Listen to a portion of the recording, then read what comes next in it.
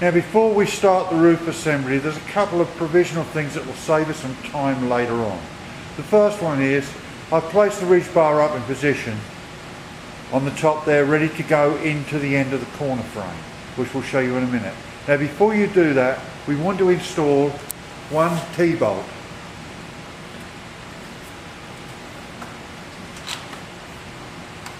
Into the slot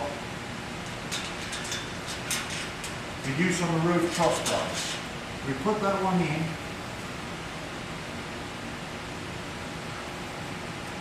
then we move. I've already placed the bolt into the ridge, ready to go in.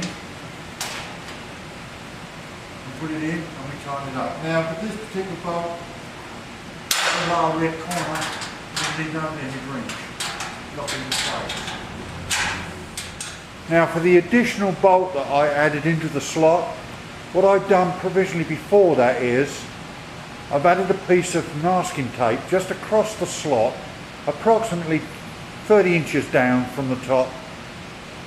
This is to assist us when we come to install the roof cross brace.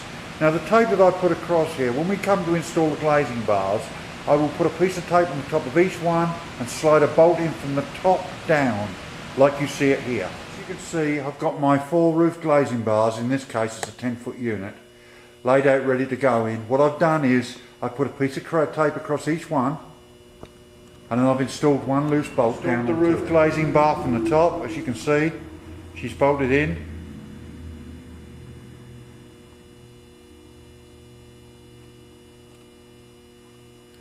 And we have our bolt sitting there, nicely in position, waiting for the cross brace. Next step is to install the roof cross brace. What I've found is the best thing, where we've got the bolts that we put in against the masking tape or the sealing tape that you've got to retain it in position, take one of the glazing bars and assemble it on the bolt.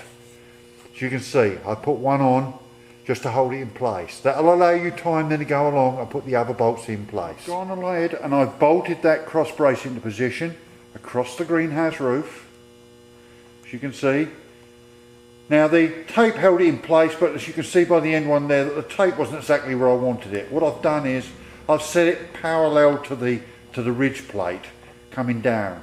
Now its actual final position isn't set yet, and you'll see why of that in a minute. The next thing we're going to do is we're going to go ahead and install the vent keep plate, which also mounts onto this bracket. As you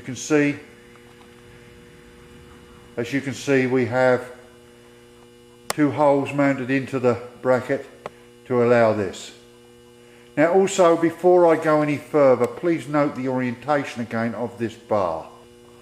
I think it's better shown down at this end. As you can see, we have the hole closest to the top edge, or facing towards the top. To install the vent keep plate, which you saw during the vent assembly, is this piece here. We're going to put a T-bolt in each end.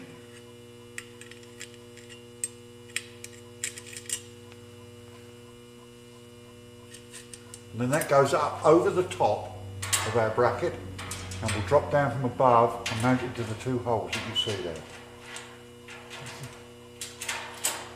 1, 2. And then we bolt that down into position, as you can see. Now what I've done to set the final position of the roof cross brace is I've installed a roof vent.